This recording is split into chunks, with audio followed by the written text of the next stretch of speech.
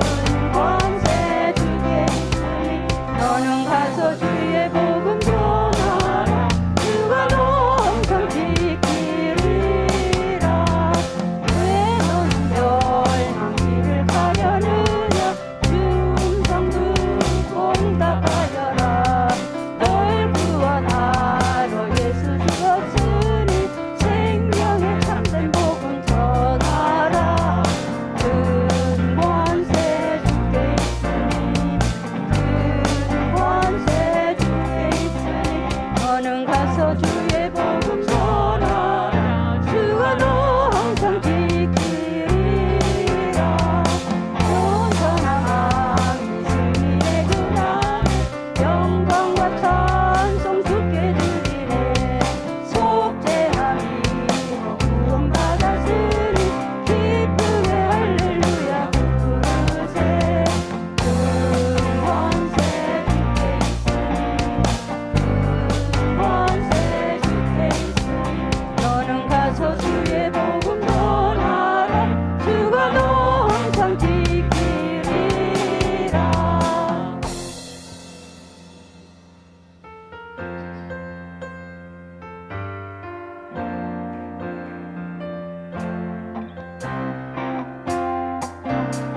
온 세상 위하여 나 복음 전하리 만 백성 모두 나와서 주 말씀 들으라 내 중에 빠져서 헤매는 자들아 주님의 음성 듣고서 너 구원받으라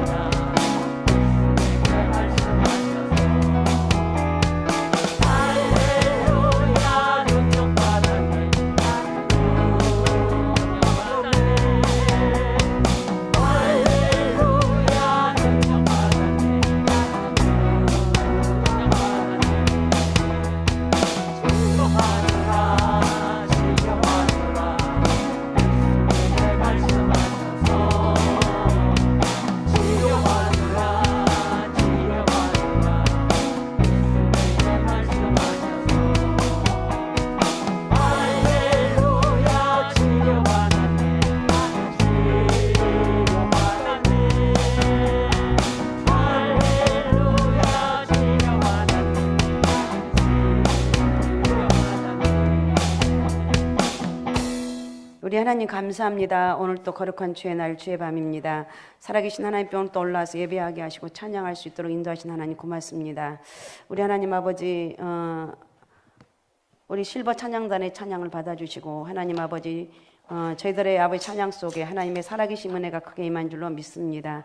아버지 하나님 저희들 헌신하고 수고한 저희들에게 복의 복을 허락해 주시고 저희들의 영육간의 범사의 복을 허락해 주시고 자녀들마다 잘되게 하시며 기도하는 것마다 귀한 열매가 주렁주렁 맺혀지는 복된 축복의 은혜가 있기를 원합니다. 우리 하나님 마음껏 영광 받아 주옵소서. 축복하시고 역사하여 주옵소서.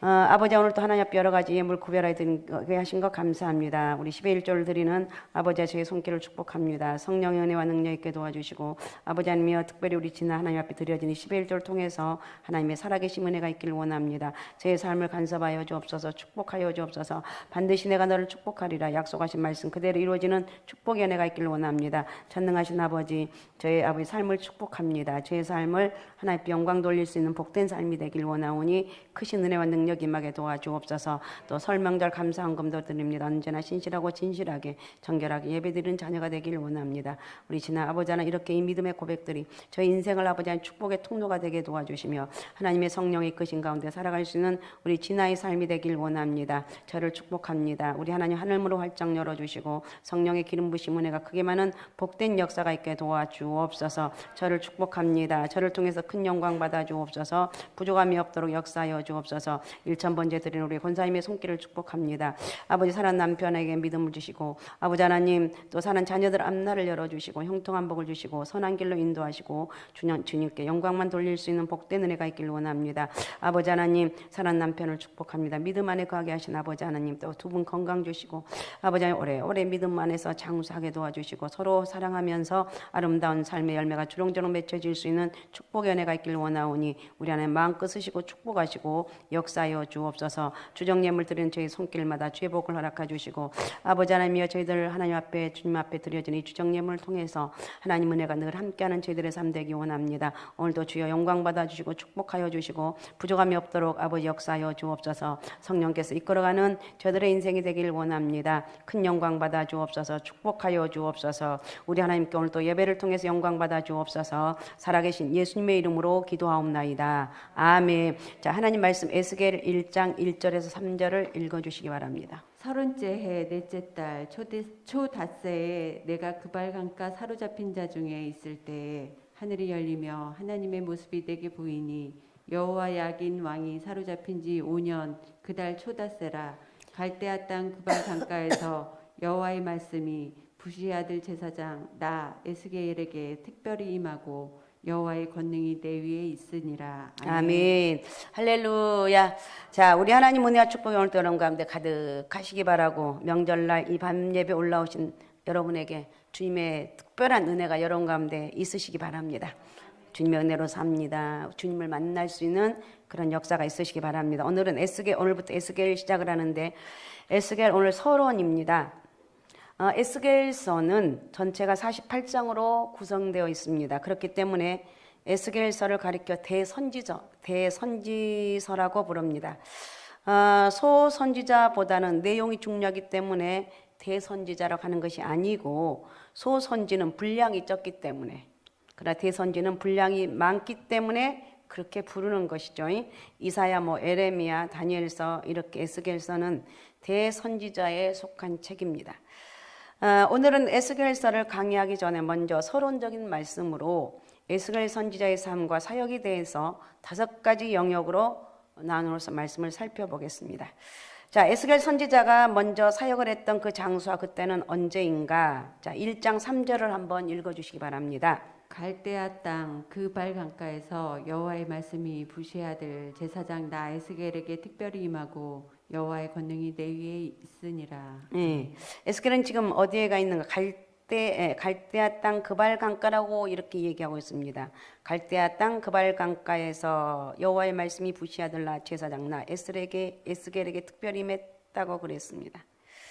갈대아 땅은 어디를 말하는가? 바벨론을 말합니다. 바벨론을 많이 들어봤는데 갈대아는 좀 잘한 그래도 갈대아도 들어봤죠. 그러니까 갈대아는 어디냐? 바벨론을 가리키고 갈대아와 바벨론은 정확하게 동의어는 아니죠. 그죠? 그러나 갈대아 땅에 바벨론이 들어 있는 갈대아 땅에 바벨론이 들어 있다는 것입니다.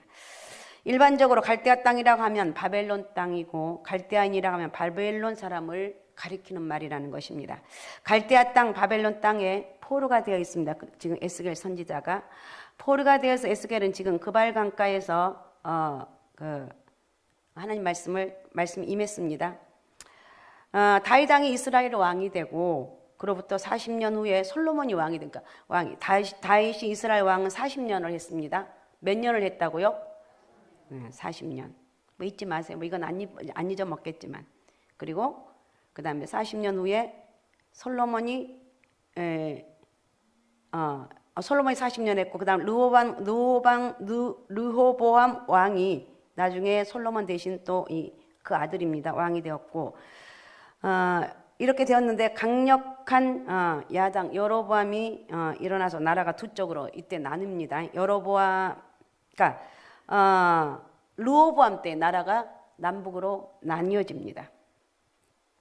이스라엘의 12지파 중 10지파가 여로보암을 따라서 야당이 되고 그래서 유다 왕국과 베냐민 지파 이 두 땅만 유다 지파가 되고 나머지는 북이스라엘 지파가 됩니다.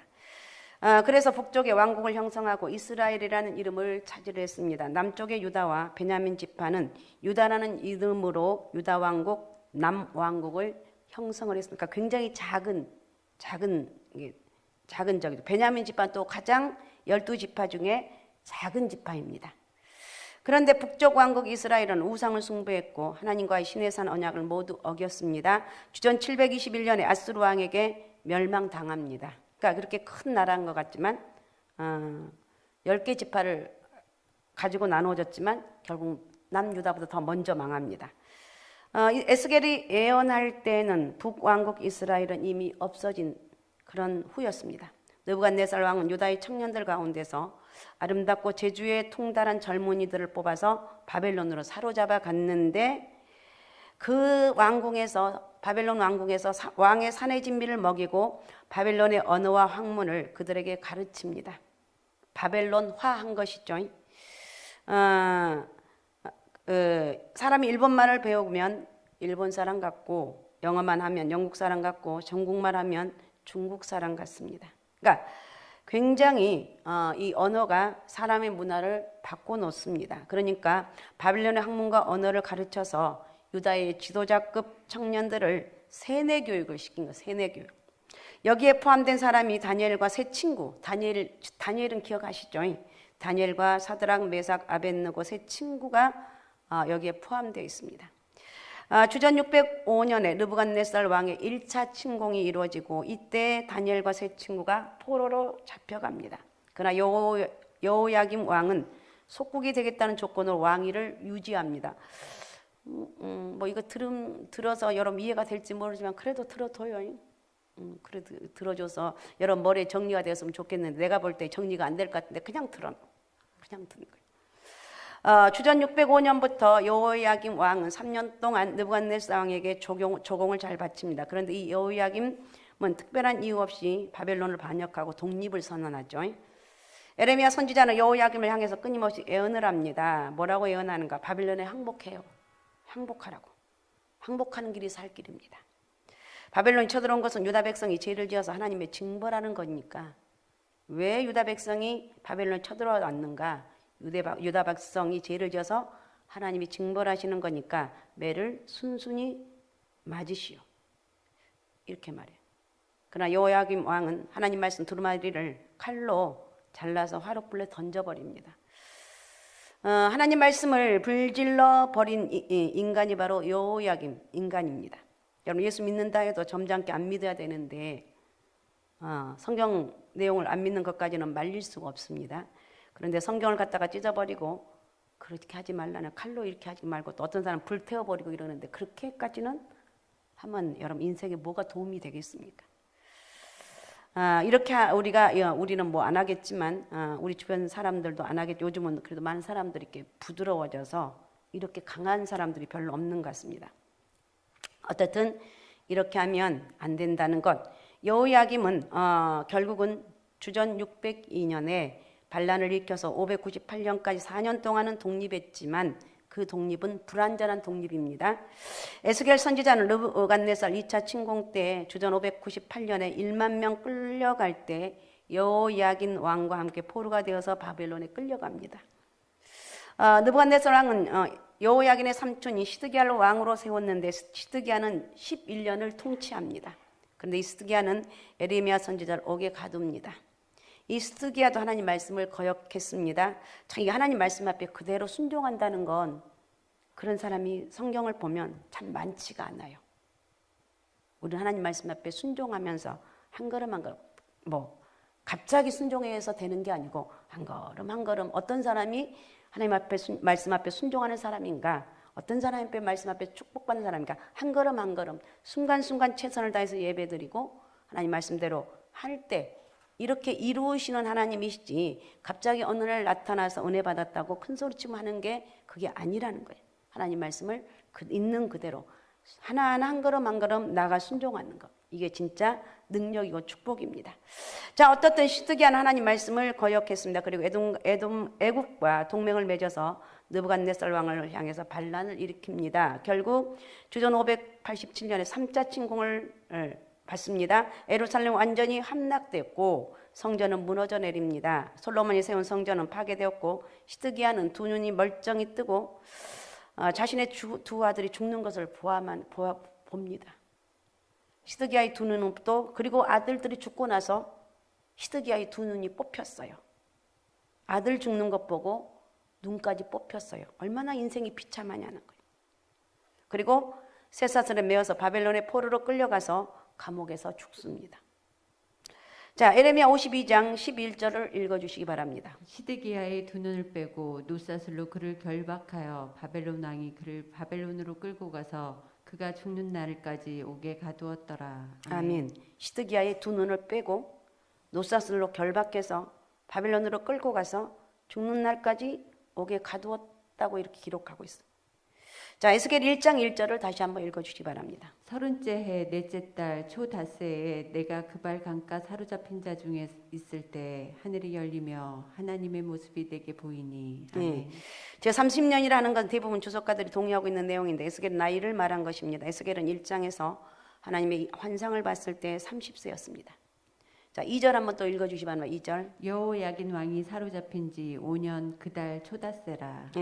여호야긴이 사로잡힌 지 바로 느부갓네살 2차 침공 주전 598년 그러니까 에스겔이 예언한 시작한 것이 바로 여호야김이 사로잡힌 지 5년, 그러니까 주전 593년에 사로잡혔고 그때 나이가 30살이다. 이때는 이미 여호야긴 왕과 함께 포로로 끌려온 지 5년이 되었고 그가 예언했던 장소는 바벨론의 그발강가였다는 것이 첫 번째 답이에요. 그러니까 포로 생활 중에서 하나님의 성령이 임해서 예언을 하고 있습니다. 우리는 이런 모습을 보면서 어떤 상황 가운데서도 하나님의 은혜를 잃어버리지 말자. 어떤 상황 가운데서도 하나님의 은혜로 살아가자는 이런 은혜가 여러분 가운데 있으시기 바랍니다. 자, 그러면 두 번째 에스겔 선지자가 사역했던 기간은 얼마인가? 22년이라 약 22년이라고 그럽니다. 에스겔 29장 17절 한번 읽어 주십시오. 27째 해 첫째 달 초하루에 여호와의 말씀이 내게 임하여 이르시되. 아멘. 포로된 지 27년까지 에스겔 29장 17절이 내가 잘못한 건가? 에스겔 29장 17절. 자, 다시 한번 읽어주시기 바랍니다. 29장 17절. 27째 해 첫째 달 초하루에 여호와의 말씀이 내게 임하여 이르시되.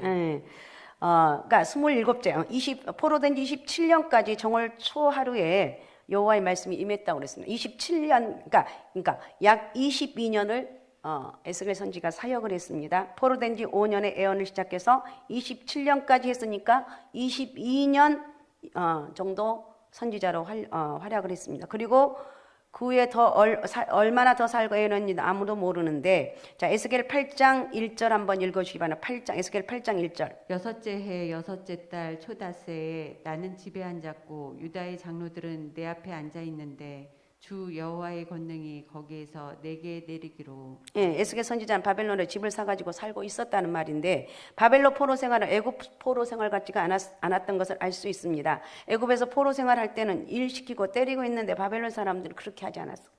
집도 사가지고 살게 했고 그리고 출세한 사람도 많았습니다. 나중에 70년이 지나서 돌아오라고 하니까 안 돌아온 사람이 98%였다고 합니다.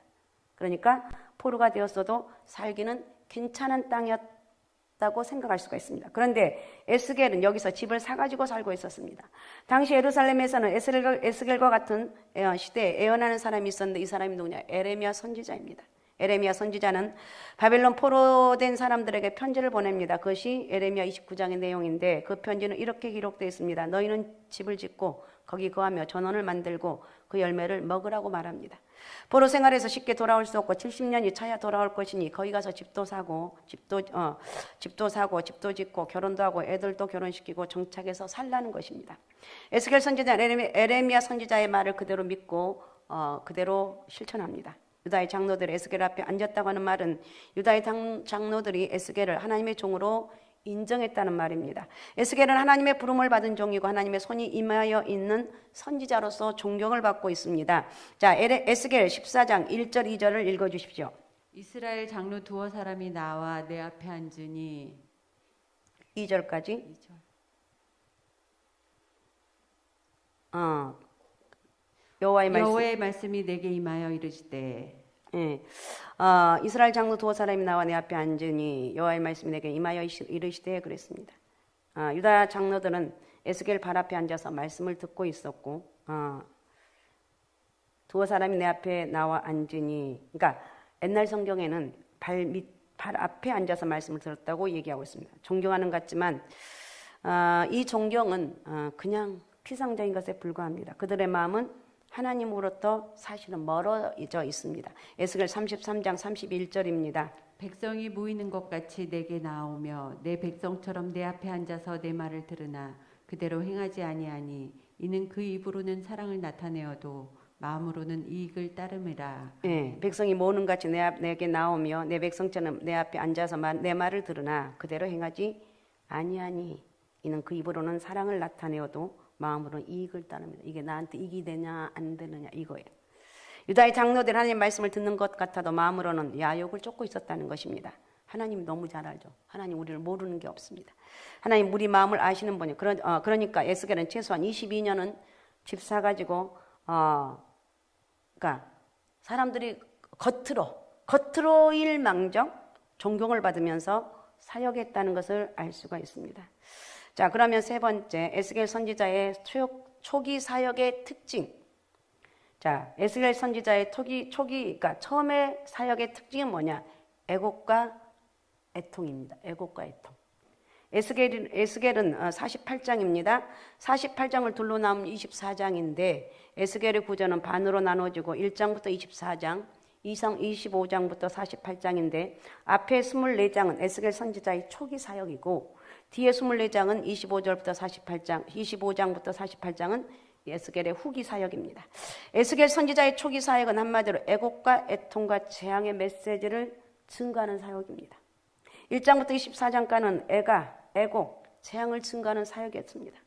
에스겔이 포로가 되어서 바벨론에 왔어도 그것은 주전 598년의 사건이기 때문에 예루살렘은 아직도 완전히 멸망한 상태가 아니었습니다. 시드기야가 왕이 되어 11년 동안 통치하고 있었고 그때 거짓 선지자 하나나가 일어납니다. 이 거짓 선지자 하나나가 거짓된 예언을 합니다. 하나님이 바벨론 왕의 멍에를 꺾어버릴 것이고 유다 백성은 두 해가 지나기 전에 예루살렘으로 돌아온다는 것. 너희는 돌아올 것이다. 근데 에레미야는 그렇게 말하지 않습니다. 거짓 예언에 속지 말아라. 바벨론에서 70년은 살아야 된다. 이러면서 에레미야가 하니까 사람들은 너무 싫은 거예요. 그렇지 않겠어요? 좋은 말 하면 괜찮은데 계속 너희는 망할 것이다. 70년의 포로 생활할 것이다. 이렇게 얘기하니까 얼마나 에레미야를 미워하고 무시하겠습니까? 자, 그래서 그 이유를 보면 역대하 36장 21절에서 이렇게 말하고 있습니다. 이에 토지가 황폐하여 땅이 안식년을 누림같이 안식하여 70년을 지냈으니 여호와께서 예레미야의 입으로 하신 말씀이 이루어졌더라. 예. 토지가 황폐해서 땅이 안식년을 누림같이 안식하여 70년을 지냈으니 여호와께서 에레미야 입으로 하신 말씀이 이루어졌더라. 70년을 포로로 지냈다는 거예요. 그러니까 하나님께서 에레미야에 입으로 하신 말씀을 이루었다 그랬습니다. 여러분 농사를 지어도 6년은 짓고 이스라엘 백성들에게 하는 말이죠. 1년은 쉬라는 것이. 땅을 쉬게 하라는 거예요. 그렇지 않으면 토지가 산성화되어서 못 쓰게 된다는 것입니다. 6년간 농사지면 1년간 반드시 토지 안식년을 가지라는 것이 안식의 법칙입니다. 그런데 이스라엘 백성들은 490년 동안 역사 가운데 단 1년도 안식년을 지키지 않았습니다. 490년 동안 안식년을 70만을 떼어먹은 거예요. 그러니까 이 말은 하나님 너희가 내 것을 다 뺏어 먹었느냐? 내가 강제로 찾겠다. 내 백성들은 가나안 땅에 있는 백성들을 바벨론으로 옮기고 70년 동안 이 땅을 쉬게 하겠다고 말한 거예요. 어떤 사람은 하나님의 것은 안 드려도 하나님께서 다 찾아가신다고 얘기합니다. 어떤 분은 교회에다가 11조 내고 어떤 사람은 병원에다가 11조 내고 어떤 사람은 사기꾼에다가 11조 낸다고 그럽니다. 결국 하나님의 것은 다 빼앗긴다는 거예요. 저도 이렇게 쭉 사람들 보면 정말 그런 것 같아요. 제가 어떻게 얘기는 안 하지만 정말 그리고 그렇게 다 뭐 여러 가지 반나가면서 크나큰 고통을 당하는 걸 볼 수가 있습니다. 어떻든 11조는 모든 사람이 다 낸다는 것입니다. 여러분 하나님의 것을 떼어 먹어도 하나님이 도로 찾아가신다는 것을 잊지 마시기 바랍니다. 할렐루야. 에스겔서는 1장부터 24장까지 예루살렘의 심판이 오고 재앙이 오고 결국은 망한다는 메시지입니다. 에스겔서 24장을 보게 되면 심판의 마지막 날에 대해서 예언을 하고 있습니다. 24장 2절을 읽어주시기 바랍니다. 에스겔 24장 2절. 인자야 너는 날짜 곧 오늘의 이름을 기록하라. 바벨론 왕이 오늘 예루살렘에 가까이 왔느니라. 너는 오늘의 이름을 기억하라. 바벨론 왕이 오늘 예루살렘에 가까이 왔다고 했어요. 바벨론 왕 예루살렘에 쳐들어온 날이 예루살렘의 멸망의 날이라는 것입니다. 에스겔 48장 가운데 예루살렘 완전 멸망의 날이 예언된 장이 24장입니다. 에스겔은 그날을 결코 잊어버릴 수 없었습니다. 왜냐하면 그날에 무슨 일이 있었는가? 에스겔의 아내가 죽었어요. 얼마나 슬픈 일이냐고. 그날 예루살렘 멸망하는 날, 그날 저녁에 아내를 잃어버렸습니다. 그런데 하나님께서 에스겔 24장 16절에 뭐라고 말씀하시는가? 16절을 읽어주시기 바랍니다. 인자야 내가 내 눈에 기뻐하는 것을 한번 쳐서 빼앗으리니 너는 슬퍼하거나 울거나 눈물을 흘리거나 하지 말며. 아내가 죽었는데 이날이 예루살렘의 멸망의 날이에요.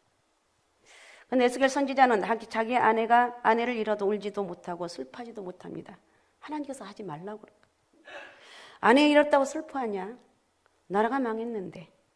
예루살렘이 완전히 멸망한 날인데 민족적인 대슬픔 앞에 개인의 문제 가지고 울면 되겠느냐? 기가 막힌 상황이잖아요. 사실은 나라가 망한 것보다 내 옆에 아내가 먼저 죽는 게 더 마음 아픈 거잖아요. 울지 말라고 그런 거예요.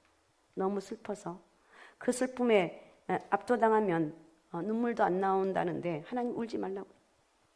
자, 에스겔 선지자는 이렇게 비운과 고통을 겪었던 선지자인 것을 알 수가 있습니다. 자, 이렇게 24장까지 전반기의 그런 사역이고 그 다음에 25장부터 후기는 어떤 특징의 사역인가? 구원과 소망의 특징이 있습니다. 에스겔 24장에서 예루살렘이 완전 멸망을 당하더니 그 다음부터는 분위기가 바뀝니다. 하나님 이제는 유다 백성들에게 소망과 구원의 메시지를 줍니다. 사람이 죄를 지어서 감옥살이 했다면 감옥살이 10년 했다면 10년 할 때까지는 괴롭지만 마치고 나면 감옥에서 나옵니다. 마음대로 돌아다닐 수가 있고 이제는 과거의 죄로 인해서 경찰을 봐도 두려워할 게 없어요. 죄값 다 치렀기 때문에. 25장부터 32장까지 유다 백성들을 괴롭힌 이방 나라들에는 심판을 예언하고 있습니다. 그리고 33장부터 48장까지는 구원과 소망과 회복의 메시지를 증거하고 있습니다. 자, 에스겔 34장 11절 12절을 읽어주시기 바랍니다. 주 여호와께서 이같이 말씀하셨느니라. 나 곧 내가 내 양을 찾되 목자가 양 가운데 있는 날에 양이 흩어졌으면 그 때를 찾는 것 같이 내가 내 양을 찾아서 흐리고 캄캄한 날에 그 흩어진 모든 곳에서 그것들을 건져낼지라. 아멘. 건져낸다고 말하고 있습니다. 지금 어려운 상황이 있습니까? 절대 낙심하지 말고 믿음 딱 붙잡고 나가면 하나님이 건져주신다는 거예요. 내가 어떤 일을 내가 이루려고 하는 것이 되는 게 아니라 하나님의 은혜를 주셔야 돼. 요즘 사람들은 어떤 사람은 굉장히 자기 의가 강한 사람이 많습니다. 나는 아무것도 할 수 없어요. 하나님 은혜로 사는 거지. 하나님 은혜로 여기까지 왔고 앞으로도 내 인생의 모든 것은 하나님의 은혜로 살아갑니다. 제발 자기 의를 나부터가 좀 버립시다. 버려야 돼요. 하나님 이제는 내 흩어진 양을 찾아 모으겠다고 말하고 있습니다. 나라에 대한 회복을 약속합니다. 회복할 것이다. 올 여름 힘들고 어려운 상황이 있다면 하나님 나를 회복시켜 주실 것이다. 하나님 다시 한번 나에게 은혜를 주실 것이다. 이렇게 하나님 말씀 믿고 끝까지 이겨나가는 영적인 복이 있으시기 바랍니다. 자, 에스겔 36장 8절도 읽어주시기 바랍니다. 그러나 너희 이스라엘 산들아 너희는 가지를 내고 내 백성 이스라엘을 위하여 열매를 맺으리니 그들이 올 때가 가까이 이르렀음이라. 아멘. 그들이 올 때가 가까이 이르렀다. 회복할 때가 얼마 남지 않았다. 숨도 쉴 수 없을 정도로 지금 힘든 상태가 있다면 그동안 그렇게 어려웠다는 거예요. 기다리라는 거예요. 내가 가까이 왔다고 말하고 있습니다. 이제는 땅도 70년 안식년을 다 지켰으니 가지를 내고 결실을 내고 이제는 영양가 있는 산모를 내라는 것입니다. 자, 또 에스겔 36장 26절도 읽어주십시오. 또 새 영을 너희 속에 두고 새 마음을 너희에게 주되 너희 육신에서 굳은 마음을 제거하고 부드러운 마음을 줄 것이며. 아멘. 새 영을 너희 속에 두고 새 마음을 너희에게 주고 너희 육신에서 굳은 마음을 제거하고 부드러운 마음을 줄 것이다. 할렐루야. 여러분 이런 은혜가 여러분 가운데 있으시기 바랍니다. 하나님 나에게 새 영의 성령의 은혜를 주옵소서. 새 마음을 주옵소서. 육신에서 굳은 마음을 제거하시고 부드러운 마음을 달라고. 내 영혼의 회복, 국가 회복, 땅 회복, 그리고 성전 회복, 이 모든 것들이 하나님이 함께 하셔야만이 가능하다는 거예요. 내 힘으로 절대 살 수가 없고 하나님이 주신 힘으로 살아간다는 것을 잊지 마시기 바랍니다. 그래서 에스겔 후반부에는 회복의 메시지가 기록되어 있는 것을 볼 수가 있습니다. 자, 오늘 말씀의 교훈들을 에스겔서 교훈을 한번 살펴보는데 첫째로 하나님 백성을 향한 하나님의 사랑의 표현은 다양하다는 것입니다. 예수 믿는 우리를 향한 하나님의 사랑은 영원 무궁합니다. 영원 전부터 사랑해서 영원 후까지 사랑하십니다. 우리가 잘해도 사랑하고 잘못해도 사랑하는 거예요. 하나님께 충성해도 사랑하고 불충해도 사랑합니다. 그런데 하나님의 사랑의 표현을 받는 게 틀려진다는 거, 이거 잊으면 안 돼요. 하나님께 충성하고 사랑하면 땅에 기름진 것을 먹게 하고 불충성하면 하나님을 배역하면 하나님 매를 때려서라도 사람을 하나님의 사랑을 경험하게 하고 돌아오게 한다는 거예요. 이 표현이 다르는 거예요. 알았습니까? 왜 우리가 하나님 말씀 앞에 순종해야 될 이유가 있어요. 여러분 한 사람 좀 순종하시기 바랍니다. 여러분이 순종하면서 여러분 삶에 축복이 있다는 것을, 여러분의 자녀들까지 복을 받는다는 것을 잊지 마시기 바랍니다. 자, 우리가 자식이 있어도 잘하면 상 주고 잘못하면 벌을 줍니다. 표현이 다른 거예요. 여러분 하나님의 축복으로 사랑을 경험하시기 바라고 하나님의 은혜로 살아가시기 바랍니다. 하나님의 축복의 은혜가 여러분 가운데 있으시기 바랍니다. 매로 여러분 하나님 매를 들어 다 잃어버리는 것이 아니라 하나님 마음껏 여러분 사랑하시는 영적인 은혜를 받으라는 거예요. 그러니까 여러분 이것은 하나님의 은혜를 주시면, 그러니까 기도하는 하나님 나에게 은혜를 주셔서 내가 하나님 앞에 충성해서 하나님 주신 이 많은 복을 받아 누릴 수 있는 영적인 은혜를 달라고 기도해야 됩니다. 할렐루야. 자, 사무엘하 7장 14절에서 15절을 읽어주시기 바랍니다. 나는 그에게 아버지가 되고 그는 내게 아들이 되리니 그가 만일 죄를 범하면 내가 사람의 배와 인생의 채찍으로 징계하려니와 내가 내 앞에서 물러나게 한 사울에게서 내 은총을 빼앗은 것처럼 그에게서 빼앗지는 아니하리라. 아멘. 네, 사람의 매와 인생 채찍 이것으로 치지만, 그러니까 고통당하는 것, 이것이 어쩔 때는 하나님의 연단일 수도 있습니다. 하나님의 사랑을 빼앗지는 않는 것. 고통을 우리가 당하지만 빼앗지는 않는다는 것. 하나님께 당근과 채찍이 있습니다. 둘 다 우리를 사랑해서 갖고 계신 것입니다. 여러분의 인생은 채찍 맞지 마시고 하나님의 당근을 받고 축복을 마음껏 받아 누릴 수 있는, 그래서 하나님 은혜로 살아갑니다. 난 하나님 은혜로 삽니다. 이렇게 고백하는 영적인 복이 있으시기 바랍니다. 그 다음에 두 번째, 하나님이 은혜 주시는 수단은 하나님 말씀을 보내주시는 거예요. 에스겔은 하나님 말씀을 증거하는 파수꾼의 활동을 했습니다. 하나님은 고통의 땅, 포로의 땅, 고난의 땅, 바벨론에 있는 선지자 에스겔을 일으켜서 말씀을 보내셨어요. 에스겔아, 바벨론 땅에 70년 포로가 된다. 그러나 70년에 지나면 회복된다는 것을 믿어라 그랬습니다. 시편 107편 20절도 읽어주시기 바랍니다. 그가 그의 말씀을 보내어 그들을 고치시고 위험한 지경에서 건지시는도다. 아멘. 그러니까 말씀을 보내셔서 위험한 지경에서 고쳐주시고 건져주신다는 것. 우리는 하나님 은혜로 살아간다는 것. 어떻든 이렇게 하나님 말씀하셨고, 세 번째 에스겔이라는 의미는 하나님이 강하게 하신다는 의미입니다. 강하게 하신다는 뜻이랍니다. 여러분, 에스겔은 어려운 시대에 자기 아내를 잃어버렸습니다. 예루살렘 멸망한 날 자기 아내도 잃어버렸습니다. 심지어는 에스겔 쭉 보면 인분으로 떡을 해서 먹으라고 말합니다. 그럴 때 에스겔이 뭐라고 그러냐면, 하나님 어떻게 제가 그거 먹겠습니까? 차라리 다른 재료로 바꿔서 떡을 만들어 먹으라고 이렇게 해달라고 합니다.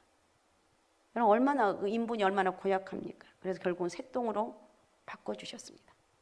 에스겔은 이렇게 고통을 겪으면서도 그 사명을 묵묵히 감당을 합니다. 왜냐하면 하나님께서 강하게 해주셨기 때문에. 하나님이 강하게 하신다는 뜻이 에스겔이라는 뜻이라고 그랬습니다. 하나님이 감당할 수 있는 힘을 주신다는 뜻입니다.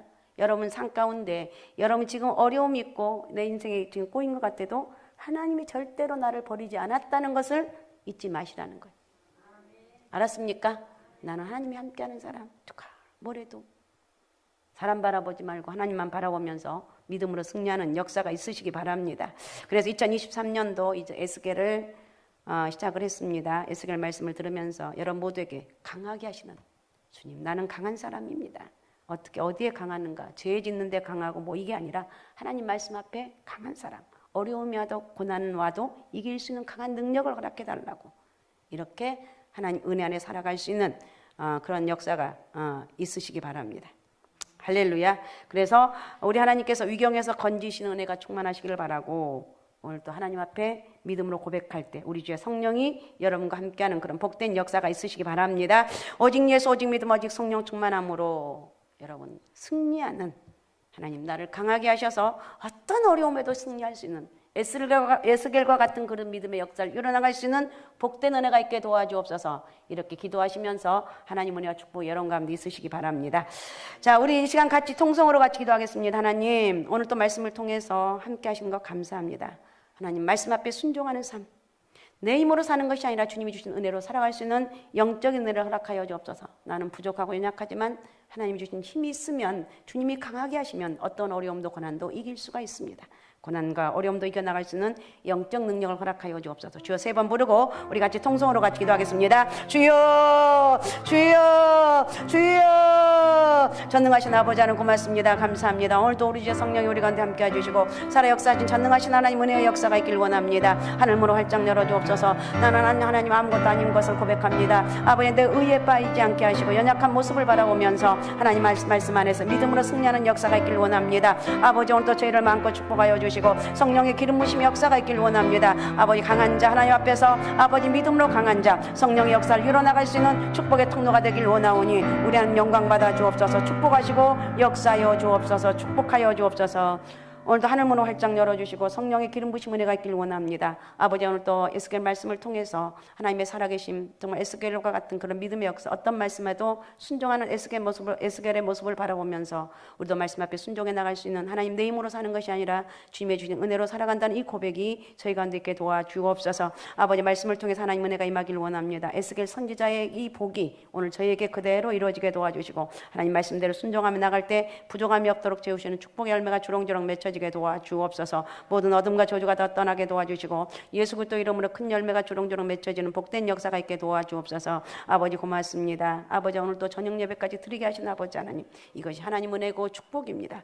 아버지, 주님 앞에 헌신하고 수고한 저희들 주님 다 이 땅에 살면서 갚아주시고 저희들의 삶을 마음껏 축복하여 주시고 헌신하고 수고한 저희들에게 하나님 부족함이 없도록 채우시는 하나님 은혜와 능력이 크게 임하게 도와주옵소서. 고맙습니다. 큰 영광 받아 주옵소서. 축복하여 주옵소서. 감사하고 살아계신 예수님의 이름으로 기도하옵나이다. 아멘. 하늘에 계신 우리 아버지, 아버지의 이름을 거룩하게 하시며 아버지의 나라가 오게 하시며 아버지의 뜻이 하늘에서와 같이 땅에서도 이루어지게 하소서. 오늘 우리에게 일용할 양식을 주시고 우리가 우리에게 잘못한 사람은 같이 우리 죄를 용서하여 주시고 우리를 시험에 빠지지 않게 하시고 악에서 구하소서. 나라와 권능과 영광이 영원히 아버지의 것입니다. 아멘.